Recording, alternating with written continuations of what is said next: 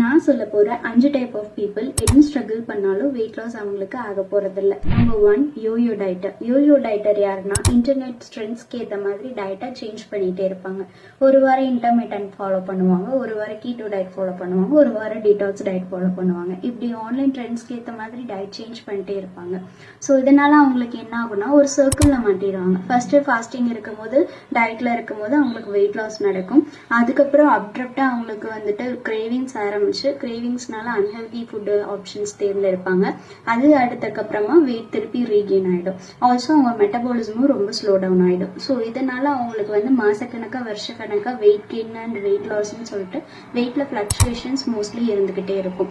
So இந்த மாதிரி YoYo டயட்டருக்கு என்னோட அட்வைஸ் என்னன்னா, நீங்க ஃபர்ஸ்ட் ஒரு பேலன்ஸ்டு டயட் எடுங்க. அதுவுமே பர்சனலைஸ்டா ஒரு டயட்டிஷியன் கிட்ட வாங்கி ஒரு பேலன்ஸ்டு டயட் நீங்க வந்துட்டு ஒரு 1 month or 3 months ஒரு 6 months டைம் பீரியட்ல ஃபாலோ பண்ணுங்க. ஸோ அதை ஃபாலோ பண்ணதுக்கு அப்புறமா உங்களோட வெயிட் லாஸ் மட்டுமே உங்களோட ப்ரோக்ரஸ் கிடையாது. உங்களோட பேராமீட்டர்ஸ்ல சேஞ்சஸ் இருந்தாலும் அதுவுமே நல்ல விஷயம் தான். ஸோ உங்களோட பேராமீட்டர்ஸ்னு பார்க்கும்போது உங்களோட மசில் மாஸ் அதிகமாயிருக்கும், உங்களோட விசரல் ஃபேட் கண்டென்ட் கம்மியாயிருக்கும், உங்க waste hip ratio rate change ஆயிருக்கு.